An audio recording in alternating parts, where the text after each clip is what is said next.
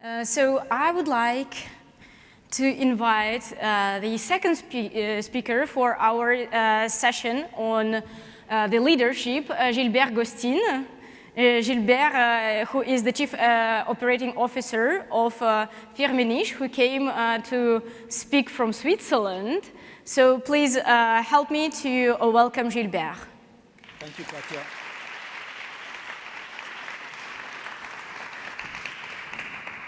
Ladies and gentlemen, good morning. Delighted to be here, excited to be addressing this forum, especially in this wonderful setting. Actually, I never turned down any invitation of INSEAD, to address any group, and I've been doing this consistently over the last 10 years. And I do it because I love it, and I do it because I'm always inspired from the young students at INSEAD. And I always find it's not only me giving, because they give me a lot, because I learned a lot through the interactions with them. The key address that I'll give this morning is about leadership in the 21st century. This is a topic that is very close to my heart, and especially, if you are 58, as I am, and most of you are younger than me, so it's only Christian and I that are, that old in this room. And we have witnessed leadership in the 20th century, and we have experienced also leadership in the 21st century. And the way I will organize my address, I will focus on three key buckets. The first one is, what is my definition of leadership in the 21st century, and how it has evolved from leadership in the 20th century. Second, what are the challenges that we are facing in today's world?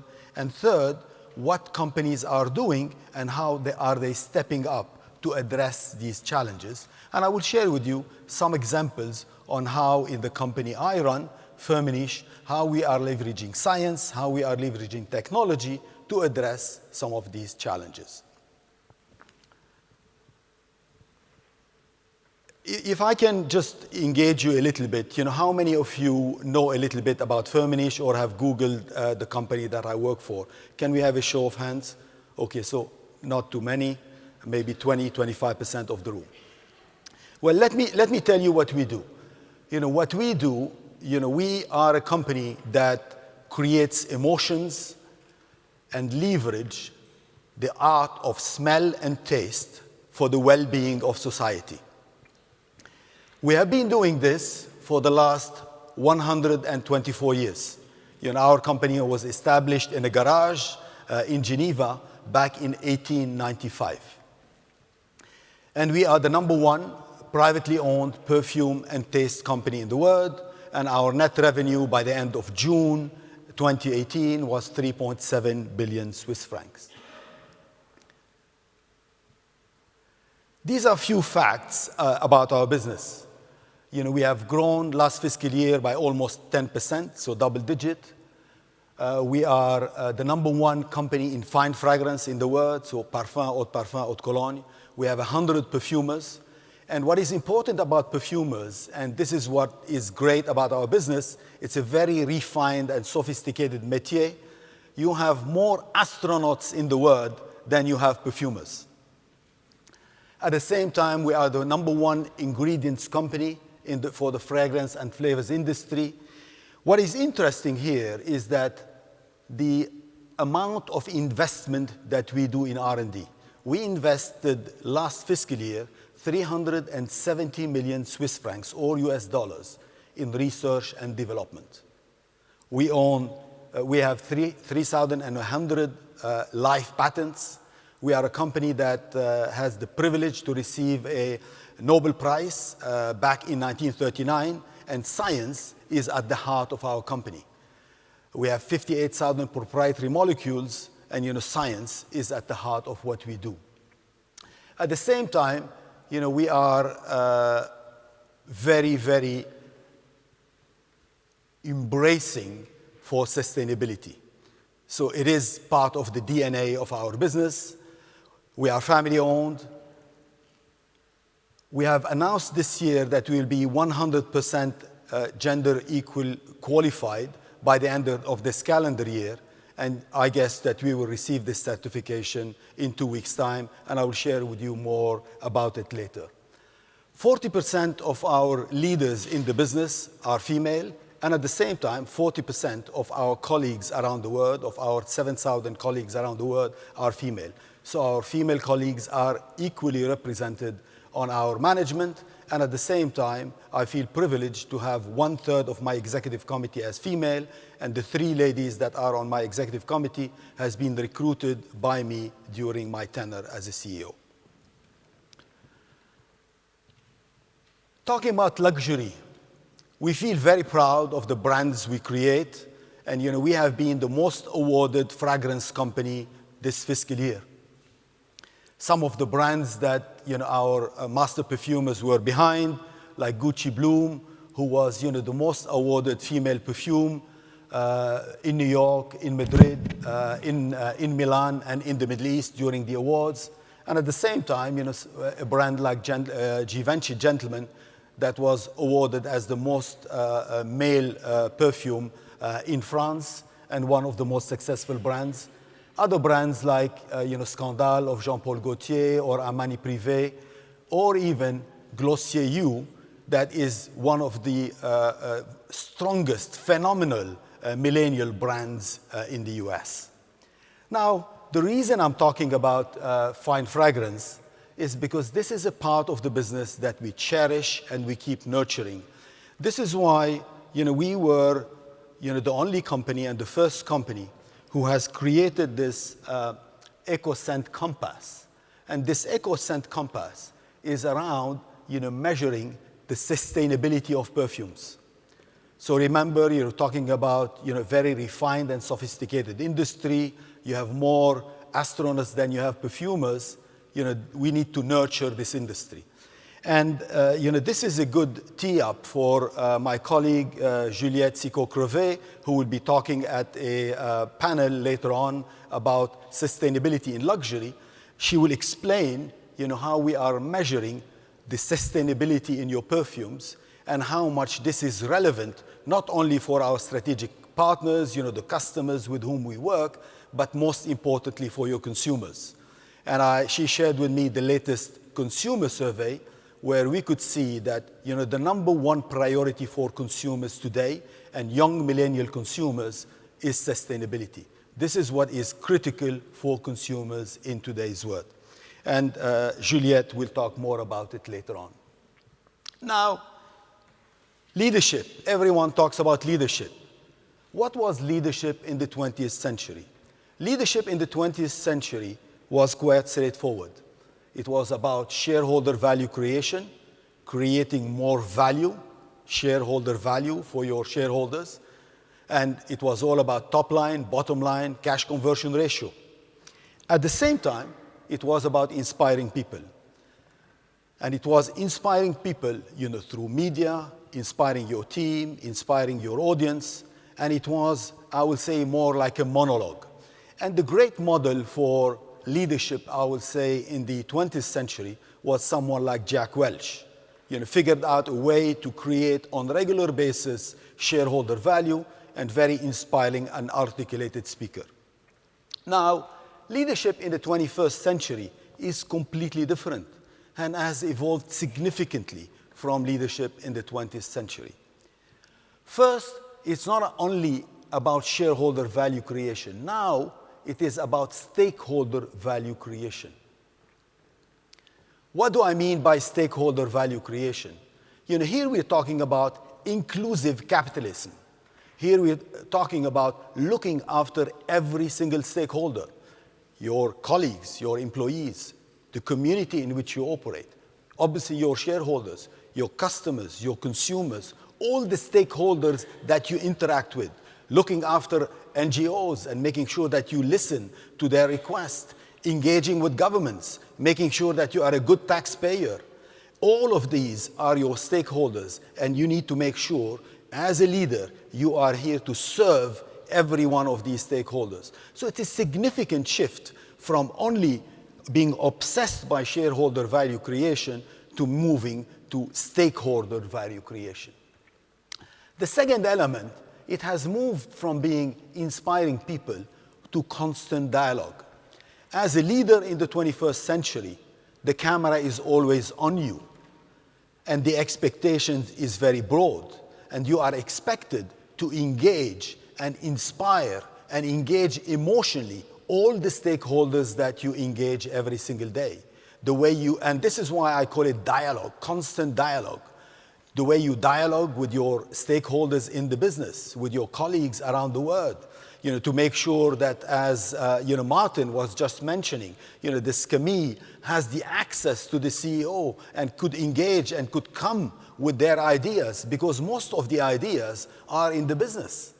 But you need to give these colleagues the opportunity to step up and interact with you.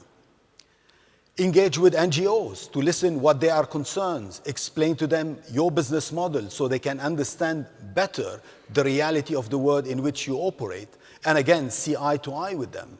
Engage with governments to make sure that they could regulate in a way that you can help your industry. Engage with your industry competitors to make sure that you are a self-regulator for your industry and make sure that you look after the planet. So it's a completely different level of engagement and commitment that you put as a leader. And at the end, it is about making a positive difference to society. And I will summarize it in a way that is quite striking. If you think about it, in the 20th century, every single company in the world was striving to be the best in the world in their field. Now, it is about being the best for the world. So every single company today, in the 21st century, leadership is about being the best for the world. And this is what I talk when I say inclusive capitalism. And this is a completely different shift from where we were in the 20th century.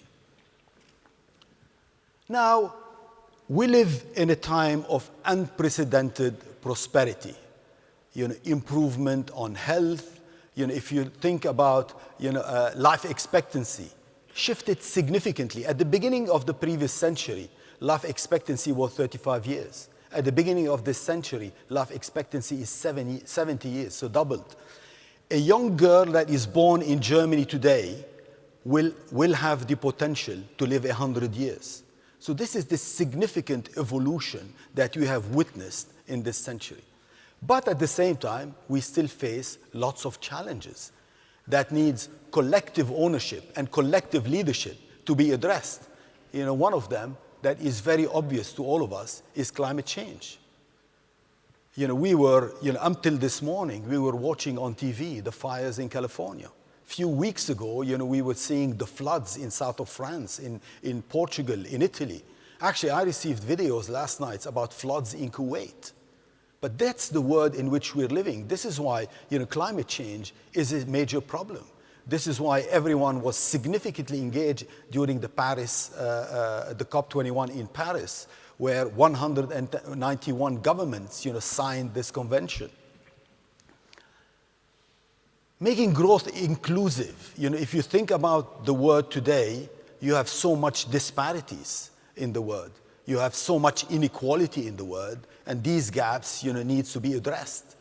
In today's world, although, over the last 30 years, 1.2 billion people were lifted out of poverty. 800 million alone in China, 300 million in India. And this is a significant evolution from the previous century.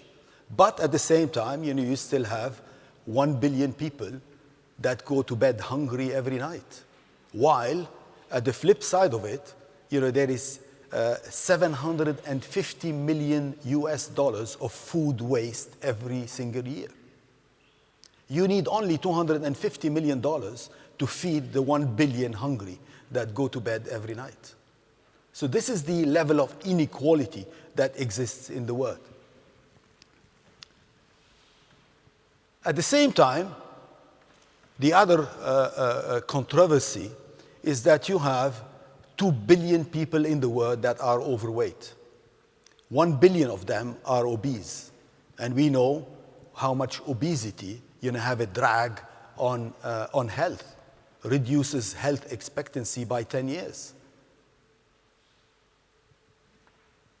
The other challenge, and you could see here, these are the public latrines or public toilets in some markets like India.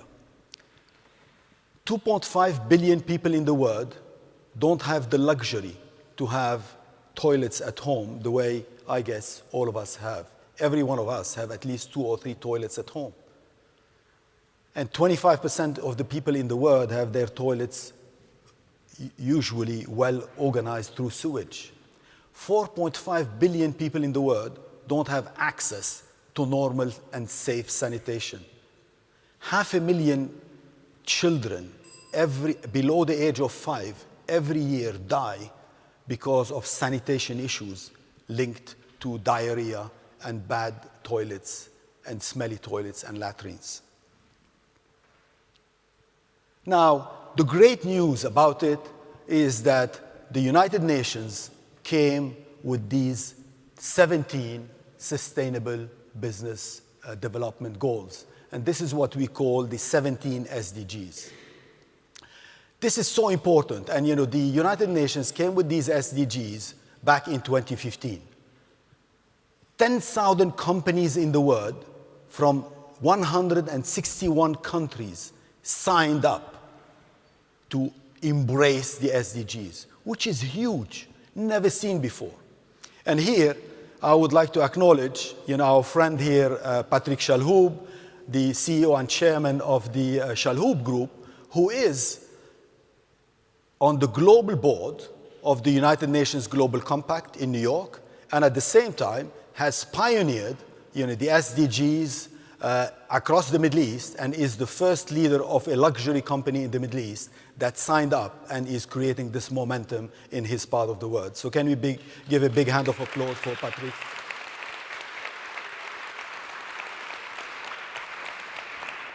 What gives me great confidence about this platform is that now it became a collective ownership.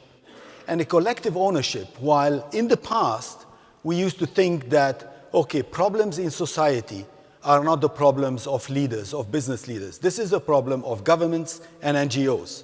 Now, everyone is stepping up to the challenge. Every single leader, every single individual could make a significant difference. And the great news now, it's not only business leaders who are stepping up. At the same time, you have individuals who are stepping up. The consumer awareness has been massive in driving this milestone shift in this space. Martin was talking about authenticity, was talking about sustainability, was talking about preferences for young consumers. This is what we see today. Consumers today want transparency, want purpose-driven brands, and at the same time, they want to engage with responsible companies.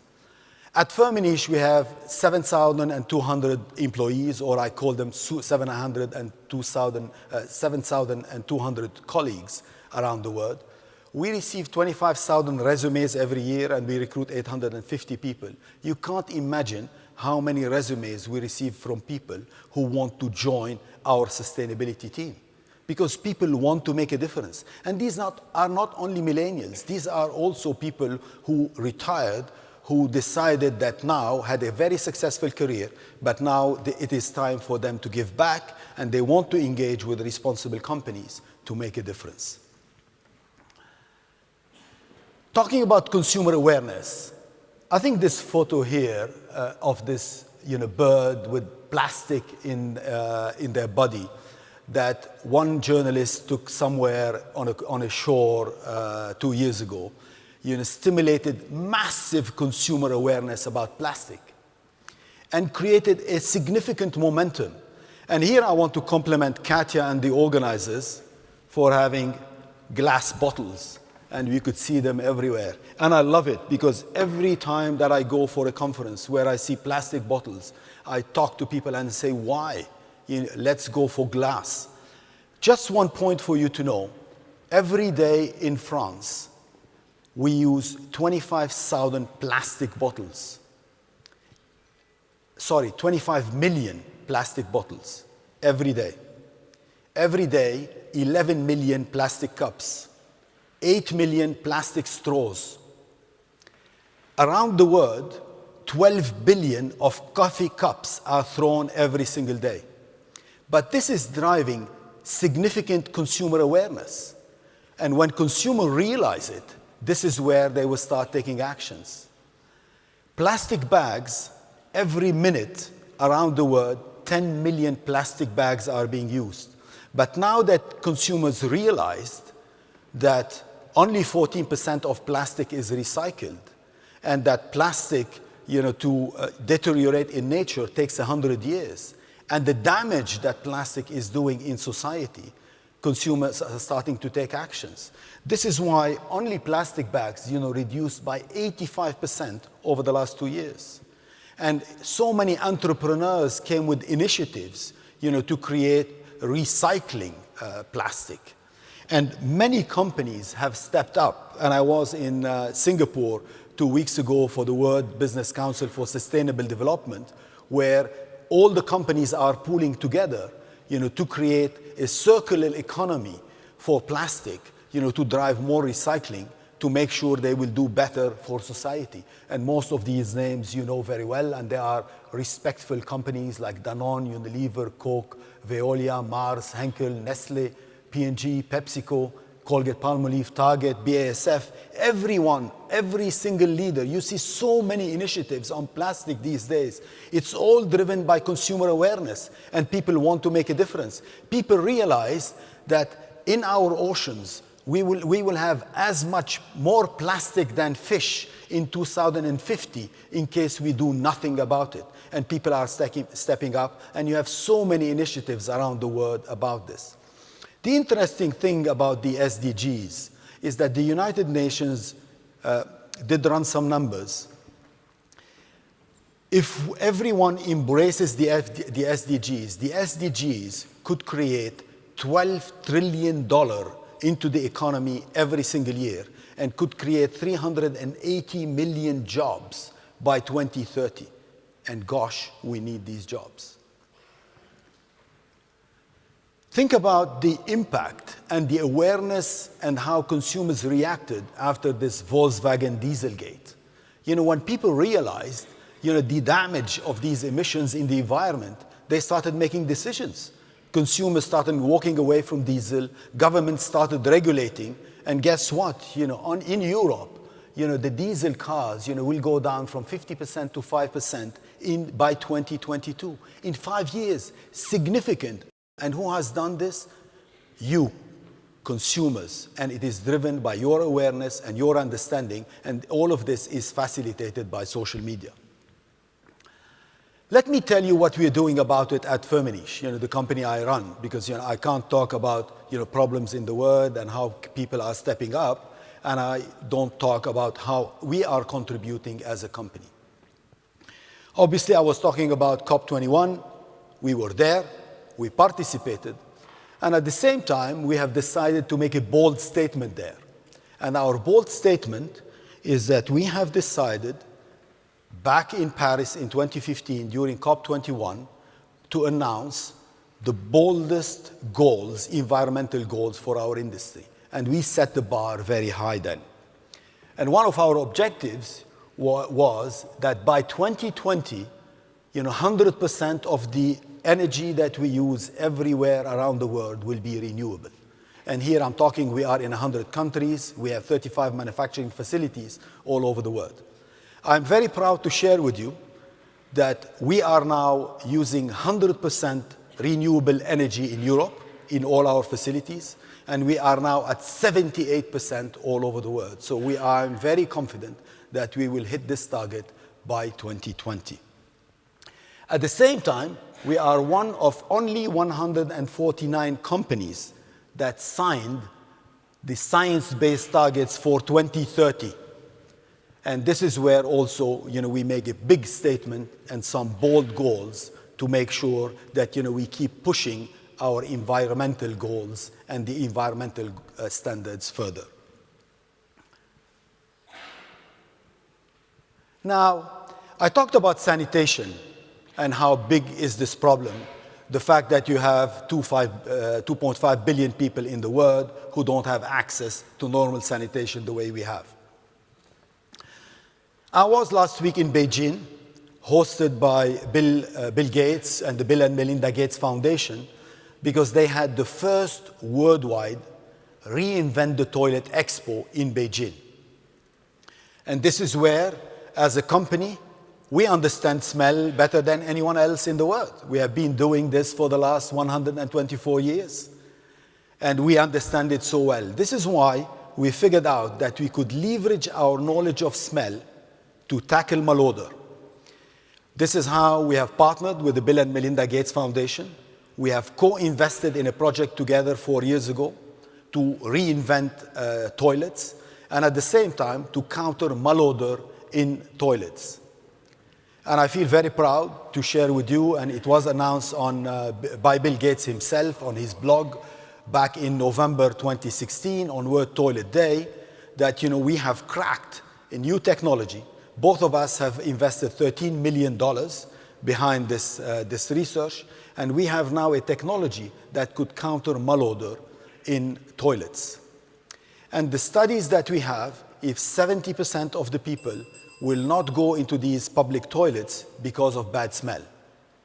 And this technology is not available, and when we were in Beijing, we showcased brands that are being launched now in South Africa, in Bangladesh, by 2 respectable global companies to be able to address that. The other example around fighting obesity. Also we came with technologies that are all about taste modulation, where we could reduce 100% of the sugar and 100% of the fat in the products that you consume without impacting the taste and the mouthfeel. And the impact for this, for only 2017, we took out 150,000 metric tons of sugar from the products that you consume, and this means the equivalent of 600 billion calories. We are also involved in nature. The heart of our business and the roots of our business is in nature. And this is where we are intimately involved with 250,000 farmers all around the world in 40 countries, where we source 170 varieties. What we do there is we don't only pay the market price, we pay 5% premium of the market price. And we do that because we ask them to use this extra 5% to invest in education, to invest in health, and to invest in social projects. I was in Madagascar 3-4 months ago with the CEO of Danone and the previous chairwoman of Mars, and we spent time in Madagascar. And as you know, Madagascar is very famous for its vanilla, and vanilla is a very loved crop by every one of you. And in Madagascar, we have invested in building a school, building a dispensary, and at the same time, building 42 water wells. And these water wells are very important. And when I was there at one of these water wells, I met one of these ladies who, as you know, in Africa, it's women who go and bring the water home. And this lady told me that she used to walk 4 hours every day, with her bucket to collect the water. And she told me that now she only does it for 10 minutes, which frees her time to develop her own vanilla crops, make money, and at the same time, what she has managed to do, she has now her 2 daughters, one at school and the other one at university. That's mainly what I wanted to share with you. I know we're running out of time. Absolutely. Diversity is also a key topic for us. Just to wrap this up, leadership in the 21st century, it's all about being best for the world. And the definition for me is growth that secures a fairer, more inclusive, and more sustainable world. And it is not only for leaders and CEOs to do this, and governments. Every one of you is a leader in this 21st century, and together we could create a bigger momentum and make a bigger difference. Thank you very much for listening to me, and have a great conference. Thank you. Thank you, Gilbert, for such a fantastic presentation and setting up, the spirit for the rest of the conference.